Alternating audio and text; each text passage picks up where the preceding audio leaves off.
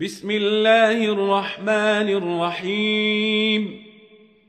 تبت يدا أبي لهب وتب، ما أغنى عنه ماله وما كسب، سيصلى نارا ذات لهب وامرأته حمالة الحطب في جيدها حبل من مسد.